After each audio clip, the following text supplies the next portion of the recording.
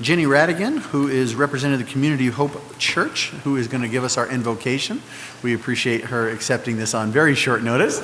We are very thankful for that. After which we will be led in the Pledge of Allegiance by Councilmember Manfredi.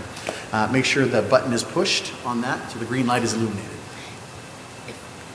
If the green light's on, let us pray. God of all creation, we come before you today to give you honor and praise. You are worthy of praise. You are the source for all that is good. You are the source of all of our blessings. Thank you for every gift that we have been given.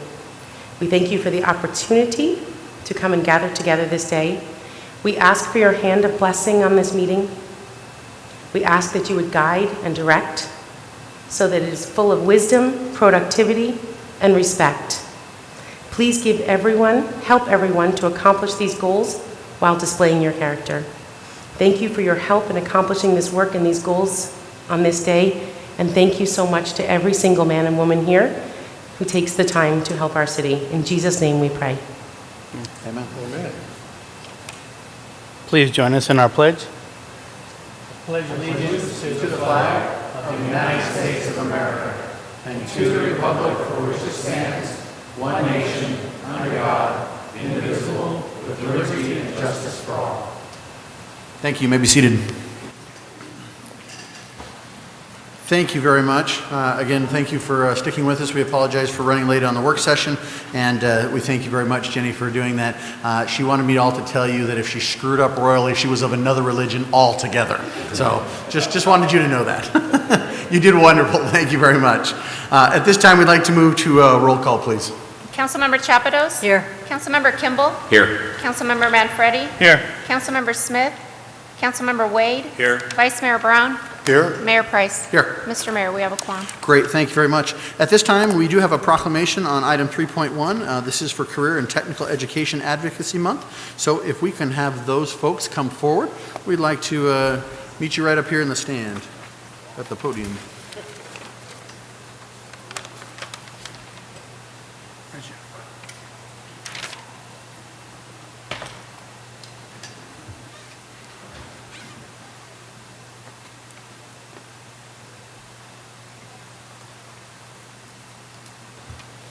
Perfect.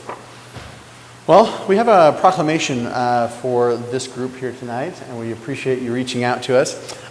Whereas individuals and communities are at the center of social and professional change, and whereas students require assistance in discovering their power and ability to make a difference in the world, and whereas the entire community can inspire and enable youth to take action through preparation at a young age, and whereas experience teaches students how to become ready for the future, and teachers who teach in the career and technical education field provide assistance which cannot be measured in terms of dollars. And whereas students cannot help but be inspired by the achievements of others when they know that they too are able to reach those same achievements, whereas career and technical education departments are in severe danger of budget cuts and disabandonment, whereas the city of Maricopa has many past and present career and technical education students working in the various city's departments, including the library, City Hall, Maricopa Center for Entrepreneurship, and many others. Whereas during this month, all over the nation, career and technical education departments and teachers will be teaching and performing and be recognized for their commitment to serve.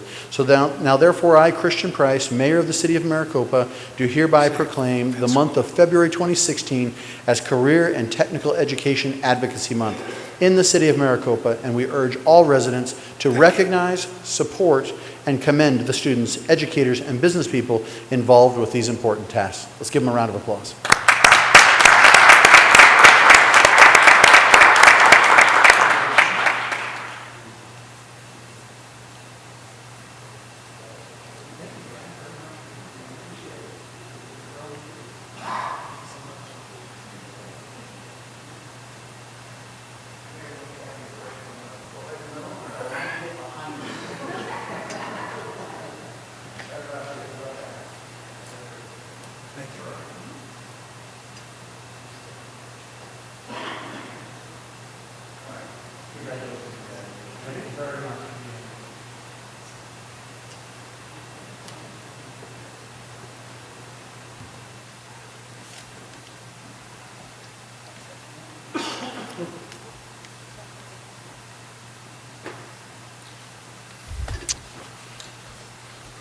Well, thank you. That'll take us to the next portion of the agenda, which is item 4, is the report from the mayor. As you heard before, many things have been taking place in the last few weeks. We've obviously had the open house, as Henry Wade said, Councilmember Wade, the open house for the maintenance facility. Our Lady of Grace Catholic Church opened, if you haven't had a chance to visit that. Unfortunately, I didn't get to go to the tour on Sunday, but I was able to be there on Saturday for the opening. What a beautiful structure that it is, and we're lucky to have it here in Maricopa. And just by way of info there, I think that it's interesting to note, while everyone is of a different religion so often, I think that anytime we can add a beautiful structure to the city, it helps provide in a way that perhaps you don't often count on. I was talking to several folks at that opening, and one of the things that they were talking about was the surrounding areas. Because the location is so beautiful, the surrounding areas and homes in those areas have already gone up in price, as well as all the lots have been sold. And there's also been discussions with a variety of different businesses that are looking to come in and partner with the Catholic Church in this instance to help derive economic development, simply because they want to be near to this location. And so I think that helps our city expand, helps drive traffic counts in other areas. And so again, it's just an encouragement that while we may be of different religions sometimes, we may be of different philosophies on things, anytime we can add a beautiful structure to our city, I think it drives that economic development in an indirect way, but it has real direct consequences to all of us in the long run. And so I just wanted to point that out. Also had the opportunity to represent the city at the Arizona League of Cities and Towns. As you know, we're on the executive board there, which is a really, really big deal in a lot of ways. But one of the things that we had come before us here, and Paul, correct me if I'm wrong, but I believe we were having a discussion regarding House Bill 2667. And that House bill basically was dealing with the TPT reform. Now, this council surely remembers the amount of time that we put into dealing with the TPT reform. And while we're all for tax simplification in this state, because it is one of the most complex systems out of all the 50 states, the reality is that anytime you try and unravel that ball of twine, there's always going to be problems. And one of those problems is the Department of Revenue has really never come online helping us out with the promised numbers that we were supposed to be getting by giving things up. And so the league was trying to take a position where we were going to say we were going to stay neutral on this bill as they tried to repeal it back, but they were going to give us a reduction in what we were getting before. And so while the upside seemed rational and reasonable, the reality was it ended up retreating us. And so we weren't sure that the bill was going to not be sent through. And so the fact of the matter is the league decided to take a stand against it, because it was really going to hurt us growing cities, smaller cities, and large cities as well. But again, that's the idea of having a League of Cities and Towns with 91 cities and towns working together to lobby the legislature and say, hey, this bill is really going to affect all of us that live here. And it's going to do so in a very adverse condition. And so while the intent is pure, sometimes the semantics is what gets in the way, right? The devil's in the details. You've heard that before.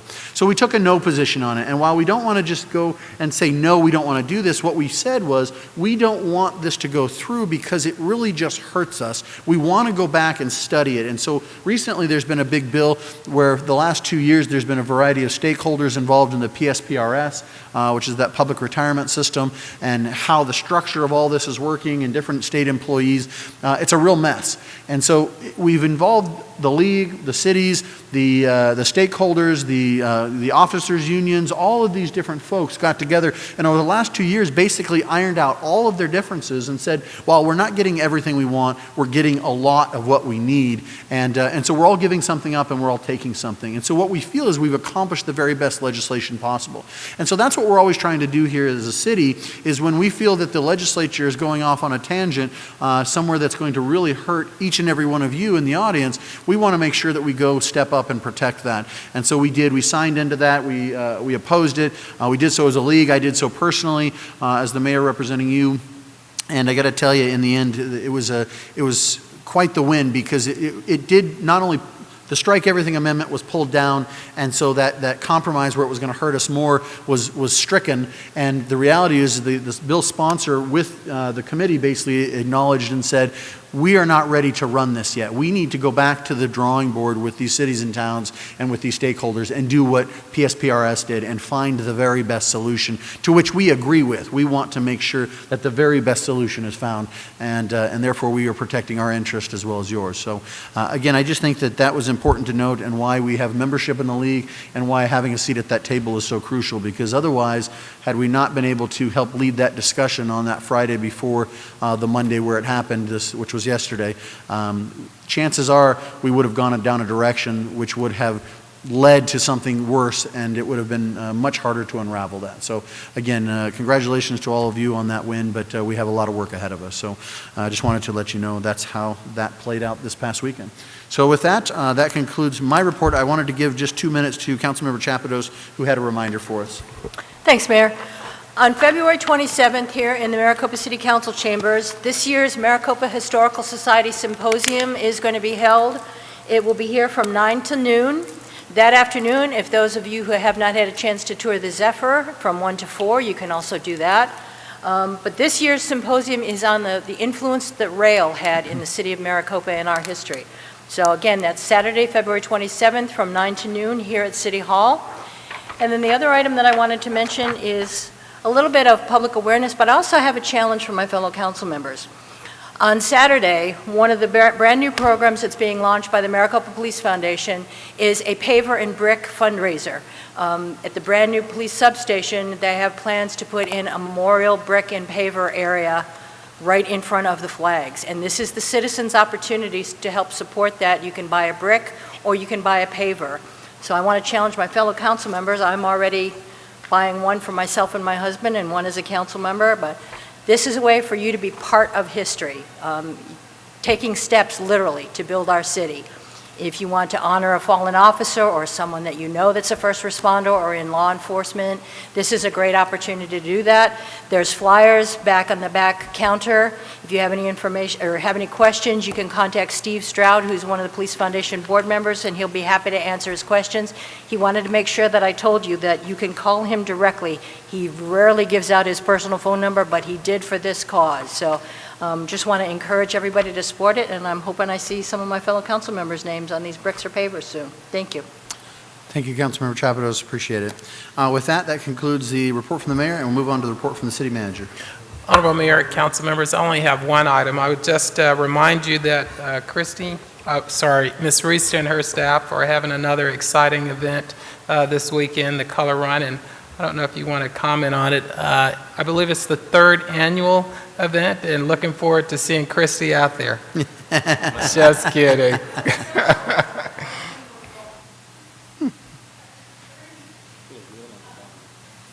This will be the 2nd annual Maricopa Color Run. It's this Saturday at 2 o'clock. Vendors will be coming out. We have the food trucks, so I know I kind of mentioned that before, and so we're making it more of a festival, colored beer. It's going to be a lot of fun, so I would definitely like to invite the community. I won't be out there running this year, but next year for sure, so thank you. Thank you. That concludes my report. Thank you, sir. Appreciate it. That concludes the report from the city manager, and that gives us the item 6, the call to the public. This is your opportunity as members of the public to approach the council. You have a little timer up there that will guide you through the 3 minutes if you wish to address us. Just please understand that we don't typically respond, as these comments are not agendized, and so we're not allowed to. But we are very interested in hearing from you. Time is yours if you want to. Yes.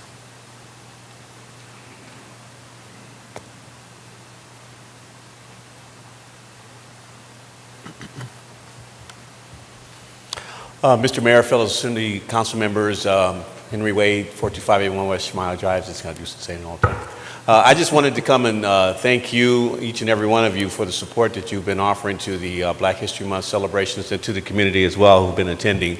One of the things I was really concerned about was folks kind of typecasting this event and not attending, but the level of diversity in each one of the events has been very high, and I'm very much appreciative of that. People who have come from all different walks and participated. I think particularly the forum that was held on Saturday was on community policing and on citizens' rights. that's a subject that's open to everyone, and it was well attended as a result of that. We have another event that's going to happen here on Saturday at 1 to 4:30. We'll be reviewing a movie matinee, reviewing the movie Selma. And after the film, there will be a discussion in reference to the film. It's open to everyone. It's free. And so if you would like to, if you've seen the film, you already know how great a film it is. If you've not seen it, I would highly recommend it. Come and take a look at it and then participate in the discussion afterwards.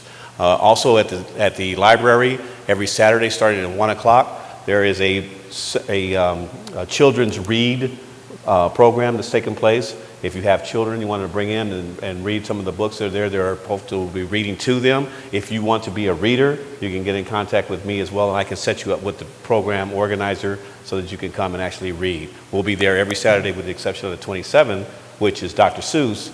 And of course, I'm going to be there for Dr. Seuss, so I hope to see a lot of you guys there as well. But thank you very much again. Appreciate it, and we look forward to closing out.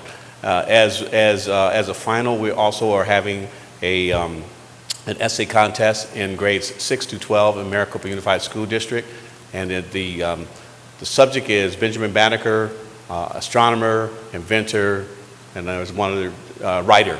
And if you, young children, if you have children in the MUSD and they are coming home and talking about it, that's what it's all about. So thank you very much for the time and appreciate it.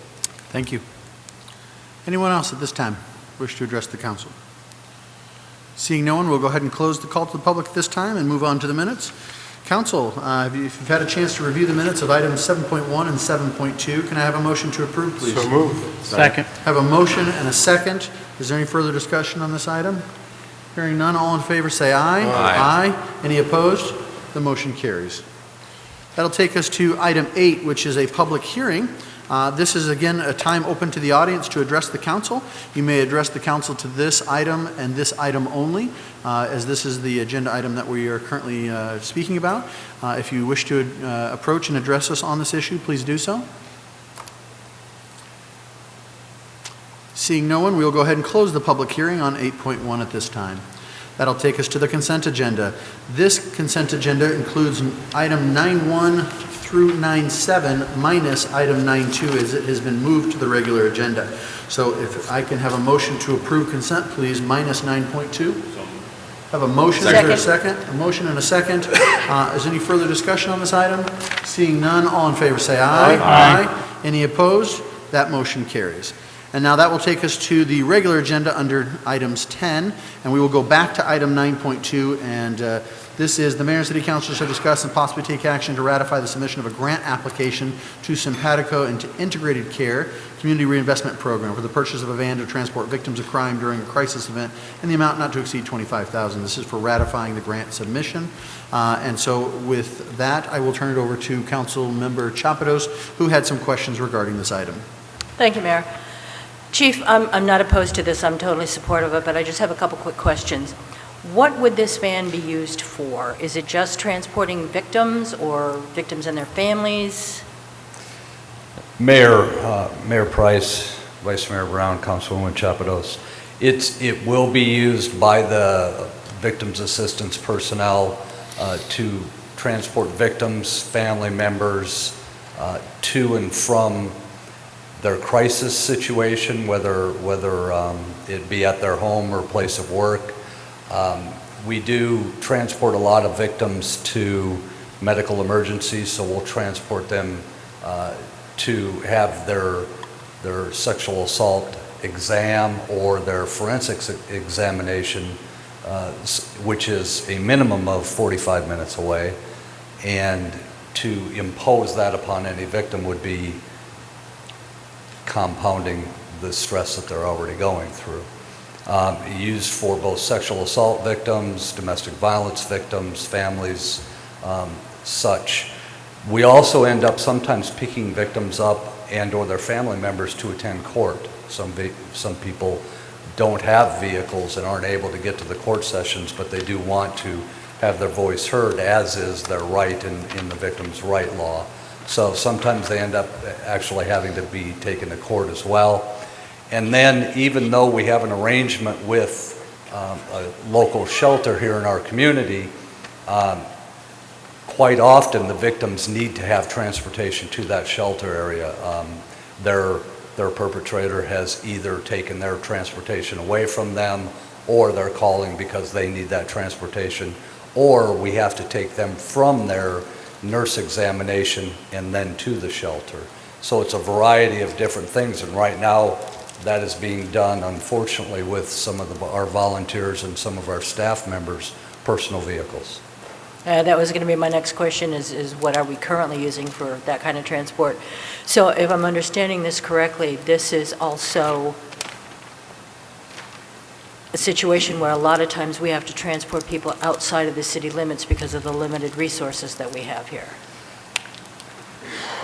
Mayor Price, Vice Mayor Brown, and Councilwoman Chapados, yes, efforts are underway at this time to look at possibly having a advocacy center here in our city.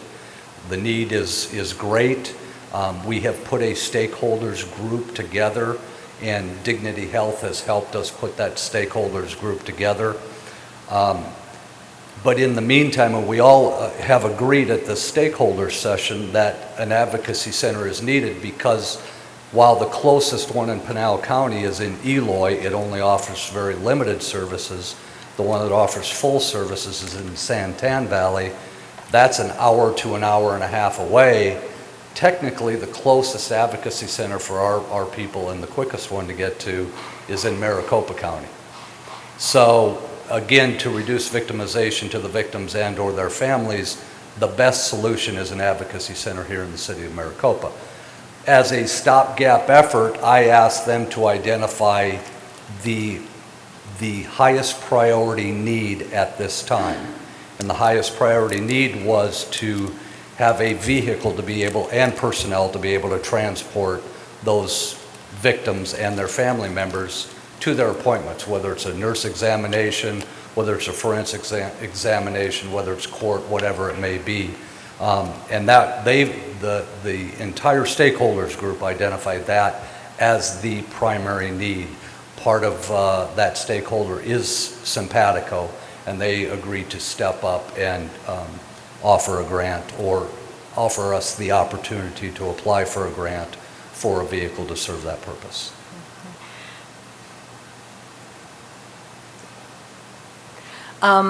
This would also be something that our volunteers could drive, and it's not going to say City of Maricopa, or, I mean, it's just a nice passenger van that can be used to transport people safely and securely. Mayor Price, Vice Mayor Brown, and Councilwoman Chapados, yes, it will not, just like if we do have a center, it will not identify itself as a victim advocacy center or anything like that, because we don't want the perpetrators out there to know where we may be taking their loved one to have services provided. Same will be with the vehicle. It will be a very plain vanilla type vehicle that will offer the ability to carry numerous people, family members, the entire family if possible. And we are fortunate in that we have enough car seats available to handle young children, etc. To answer the first part of the question, yes, volunteers will be driving this along with our staff members. Okay. Thank you, Chief. One of the reasons that I wanted to pull this, because part of the research that we get for decisions like this, I noticed a significant increase in the number of contacts and the number of, not necessarily calls, but responses for services and resources. And in talking with a number of people in your department, I just want to shout out to the Maricopa Police Department what you guys are doing to benchmark the level of service that we give domestic violence victims or victims of sexual assault. It's not necessarily that we're seeing a rise in actual calls. It's my understanding that we're seeing a rise in our officers being better trained, utilizing the resources at their disposal, including our phenomenally active and caring volunteer staff, including using more resources and forming partnerships with other organizations and healthcare providers, that when something happens here, our victims can be taken care of from start to finish, and we're not just handing them off to somebody else or saying, sorry, we don't have that here. So that was another reason why I pulled this, and Mayor, I'd like to move to approve this item. Second. A motion? Excuse me, we have a motion and a second. Any further discussion on this item? Seeing none, all in favor say aye. Aye. Any opposed? The motion carries. Thank you. Thanks, Chief. Thank you very much. That'll take us again to the regular scheduled agenda items. This will take us to item 10.1. The mayor and council shall discuss and possibly take action on approving changes to the city investment policy to update the policy to represent the language included in the ARS 35-323. Brenda. Mayor and council members, I come to you tonight to ask you to approve changes to the city's investment policy. A couple meetings ago, we had Paulina Wu from PFM, our investment management company, here to do a presentation on our investments and our investment policy. She highlighted at that time that there have been changes in Arizona revised statutes and proposed some changes to the city's investment policy to align us with Arizona revised statutes. One of those is to allow the city to purchase negotiable CDs. Currently, the policy does not allow for that. By allowing us to invest in negotiable CDs, we would be able to increase the portfolio diversification that we have, as well as potential for enhanced returns. One of the big changes is changing the maximum maturity limit. Currently, the maturity limit in our policy is 3 years, and we are proposing to change that to a 5-year maturity. Again, that is consistent with the changes to Arizona revised statutes, and that allows us the ability to capture value across the yield curve, agencies, corporate, municipality securities as well. Again, better enhanced return on our investments. The next one is portfolio average maturity limit. Currently, our policy is 1.5 years.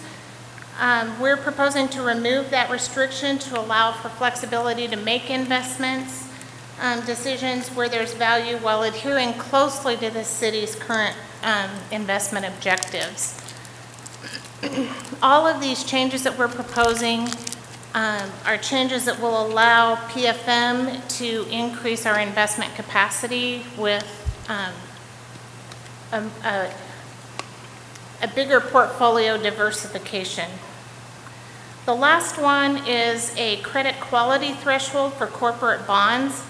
Currently, the city's policy has a short and long-term rating where it states that it has to be 1 grade higher than the current City of Maricopa GO bond rating and an A1, P1, or an A or better rating.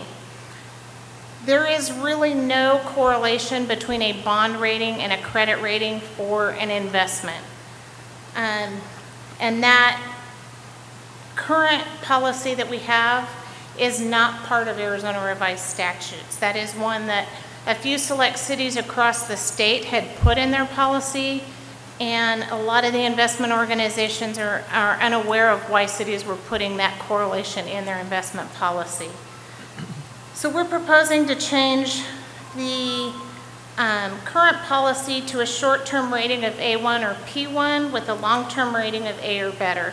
And again, that aligns with the changes to Arizona revised statutes. So staff recommends approval of the changes to the investment policy. Council, any questions?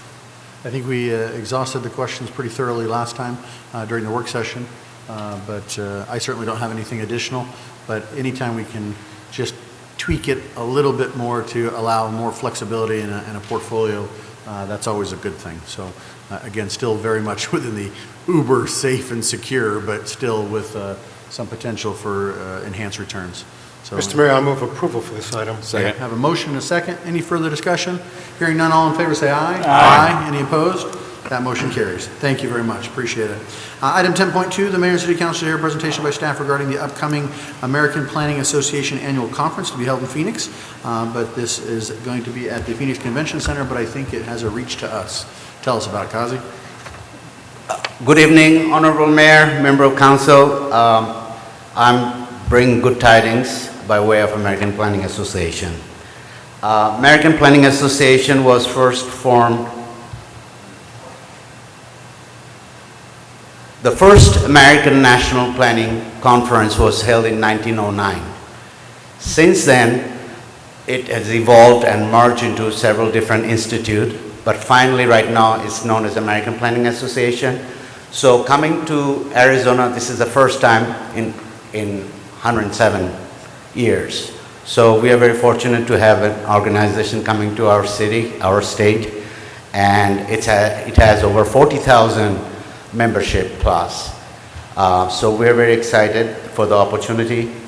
And I also wanted to mention that when we were in Seattle last year, they had a very big turnout out there, one of the biggest, about 6,800 people showed up. And this year, we are expecting about 5,000 so far. We went to a meeting last week at the APA mobile workshop, and they mentioned that about 5,000 people are expected. One other interesting topic of this conference this year is that one of our House of Representative member, Kathy Gifford, she's going to be the honorary chair. And I didn't know that she was also a planner by profession. She graduated from Cornell.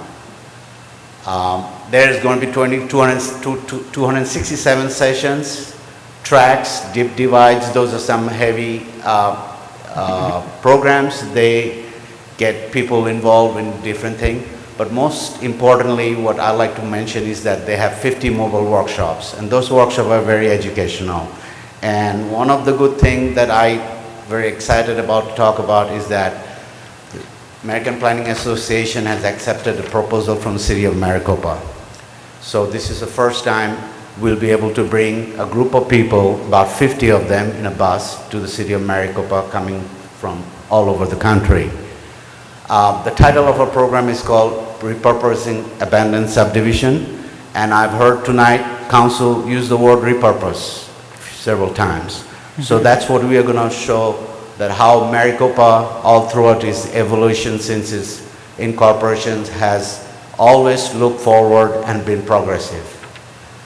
The attendees will get first-hand knowledge on the impacts of hypergrowth as it relates to the suburban sprawl and the innovative zoning strategies that help revitalize abandoned subdivision. As the mayor mentioned, the conference will be held between April 4th to, April 2nd to 5th, and the mobile workshop is coming to City of Maricopa on April 4th in the late afternoon, 2 to 6. The repurposed abandoned subdivision, we have at least 3 to boast about. Mayor mentioned about Our Lady of Grace, Roman Catholic Church. It is the first mixed-use development, and it's a true mixed use. We have not seen anything like that in Maricopa, and I don't know when we'll see the next one. This is something, if you have never seen the actual plan, you'll be surprised because it has elements of design that is not been practiced yet. And very few places where, form-based codes are used, we have used those over there. This is a place that integrates all type of building, design and form, as well as it's surrounded by campus of church. It's a majestic church. The design is so wonderful. Both Rudy and I have been very proud to be part of that. It took us almost 2.5 years to get this entitlement done. I mean, we had to rewrite our zoning code, change the zoning code, and finally, with the guidance of the council, we've been able to approve that. So that's a 36-acre project that we did. It was an old Glenwild subdivision. It was abandoned during the hardest time of Maricopa or in the country, when we went through the recession. We had these 3 properties. The second one is our city hall where we sit. This property was going through a bankruptcy through the developer who bought it. It was supposed to be a subdivision, and Fulton Home owned this property. So we were able to rescue those, and then we put it in a good use. Now we have a beautiful campus, and we also have a master plan for this place, another mixed-use proposal. And finally, the other big one we had is the Copper Sky, which is also a 140-acre subdivision that was converted into one of the biggest recreational amenities in the city. So the tour starts at 2 o'clock from Phoenix Convention Center. And when they come in, we had to do turn-by-turn map for them. They're very picky, how you do things. So we had to do that, and thanks to Rudy, we were able to draw up this map We will bring them in, and then the first stop is going to be at Our Lady of Grace Church. And we'll stay there for an hour, and then finally we'll wrap up at Copper Sky.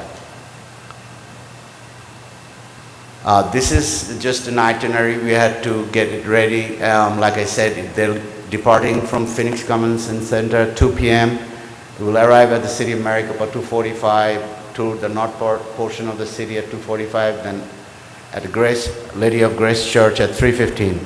Then there'll be a presentation out there between. It is one of our showcase because we are going to be able to show how the public-private partnership works.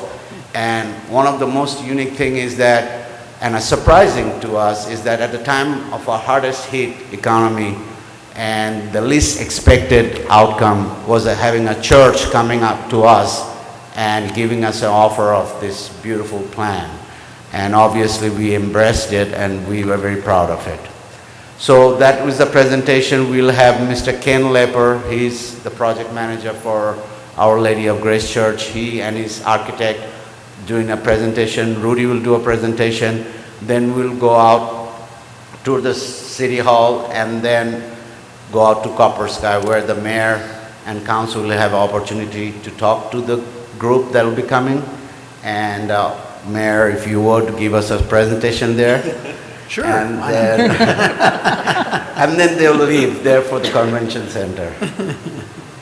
So staff would like to invite the city council to participate and give the attendees a warm Maricopa welcome that we so well know. To this end, I'm requesting Mayor Price, Councilmember Peggy Chapados, and Nancy Smith to be part of the welcome party. In coordination with APA, you three are already been registered with APA. You should receive email as a speaker that they will want you to be part of that. I also invite all our city councils to be there to meet with the group and be part of this great opportunity and guide this group to the beautiful things we have done in our city. And I hope all of you can join us there. So that's all I had, Mayor and Council, and we also prepared in-house brochure that you have in front of you. We are planning to hand it out to those groups so they get a quick glance at what we have done so far. Perfect. Thank you, Kazi. Any other questions or concerns for Kazi at this time? Yes, Councilmember Wade. You will have realtors kind of sprinkled on the bus, right, to talk to people about moving to Maricopa? That's correct. You know it. Thank you very much. Thank you. Thank you very much, Kazi. We appreciate the update. Look forward to it. This takes us to item 10.3. The mayor and city council shall discuss, possibly take action on entering into a facility use agreement with the Sidewinder Investment Group, LLC, for use of city facilities at Copper Sky.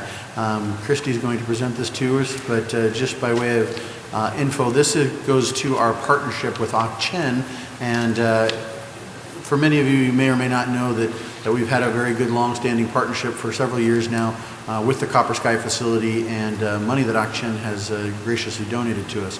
In that process, one of the things that we always said was that we would like to reciprocate in ways when they stood in need of things, and they came to us a few months ago and said, as big supporters of the Rattlers, we would like to have the Rattlers hold their spring training camp in Maricopa. And so they didn't have the facilities, and so we would like to have them at Copper Sky. And so, Christy, tell us a little bit more about it. Honorable Mayor, members of the City Council, I think the mayor just did a really great job of introducing the item. So before you is the agreement that us, the city, has worked on with the Arizona Rattlers. It has been a wonderful experience so far, very easy to work with them. They've just been such a wonderful organization and just so excited about immersing themselves in our community and participating in our community and in our events. And I wanted to highlight, I know that some of them are here tonight, and I'll introduce their team president in just a minute. But I wanted to highlight some of the things that they're giving to us and our citizens. And one of those is that they're going to be participating in our Salsa Festival. So their practices, they're going to be having open practices. Everyone is welcome to come out and watch. And I sent Ruben a phenomenal picture. I'm hoping he'll get it up for us. Oh, there it is. So my Parks team has been working so hard to get their field ready for them to play. And you've seen we did not overseed any of the turf out there this year. We have been very frugal, and it was really yellow just a few weeks ago. So they have done an amazing job, and you can just see they are just top-notch mowers, and I'm sorry, but I think it looks like a professional playing field. So we're really excited, but they will be having a scrimmage before the Salsa Festival starts, so they will be out there doing that. After their scrimmage is over, they're going to be moving over to the Salsa Festival. They'll have 2 separate booths set up. Players will be at the booths. They will be signing autographs and taking photos. Their cheerleading team will be out there. Their mascot will be out there. So really excited about that at Salsa Festival. They are also going to be doing a program for us that we're calling Read with a Rattler, and they're going to be coming to the library to read with the kids, to take photos and sign autographs and all that stuff. And there's 2 Wednesdays that they're doing that. It'll be Wednesday, March 16th, and Wednesday, March 23rd, from 4 to 5 p.m. So I'm really excited to finally be able to advertise that and tell our community and everyone in the audience, and we'll be doing obviously some promotion for that. The other item is that they're going to be doing some kids camps while they're here. We don't have all the final details for that, but that is another thing that we're really excited about, and it's just been phenomenal. So with that, I'm going to invite Chris Presson, their team president, up.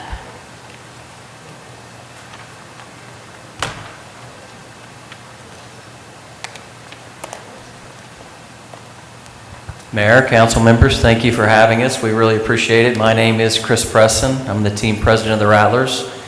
And this is really, aside from the things that she said about growth, about an opportunity, and the mayor so eloquently posed it as it's part of our partnership with Ak-Chin. Ak-Chin is actually the ones that recommended we contact Mayor Price. Current councilman and former chairman Manuel is the one that actually connected myself and Mayor Price, and then city manager Rose got involved. And wanted to thank you and City Manager Rose for the expeditious response, because we couldn't have gotten to this point in such a fast way without you acting immediately and getting to that point where you see that picture. And again, this is about growth. It's about our partnership with Ak-Chin. It's about a developing partnership with the City of Maricopa, and it's something that actually is the brainchild of the gentleman behind me that I'll introduce. He had this concept that we should move camp out here, and his vision is very clear, and it's about prosperity for the city. It's about our prosperous relationship and continuation of what we've done with Ak-Chin and how we continue to grow that. And we're obviously repurposing, as the gentleman before me mentioned, certain areas, including Copper Sky, which we find a marvelous facility and something that Kevin has toured multiple times. And we were just talking in the back about how excited the players are to be a part of it. He sent out basically his welcome to training camp packet, which has included links of not just the city, but of Ak-Chin as well. And again, it's really a three-pronged approach between us. And we want to bring value to your community. And this is a learning experience for us as well, because we've never done this before. But I would, with your blessing, like our head coach and general manager, Kevin Guy, to speak, would tell you that true champion, in every sense of the word, true winner, understands the business and the football side, obviously, and has really done wonders for the organization as a whole. And would like to close my part by thanking you again on behalf of our owner, Ron Schertz, who couldn't be here tonight, because it really does all start and stop with him. So, Kevin Guy. Thank you. Thanks, guys. I think Chris covered it all. But really, I just want to make the point that this is going to be about you guys. It's going to be about the city. It's going to be about Ak-Chin Indian community. So when we come out, it's not about the Rattlers. It's about you guys, and we're going to kind of, put ourselves into the community for 2.5 weeks. And I know our players are excited about it. I told a lot of our veterans about it, and they're excited about coming out here. And last year as an organization, we did, close to 200, events out in the community. So, for 2 weeks, we're going to be out here. So we're excited about it, and we want to thank you guys for considering us. And hopefully this is going to be the start of this year's championship. Starts right here in Maricopa, so we're really excited and want to thank you very much. Thank you very much.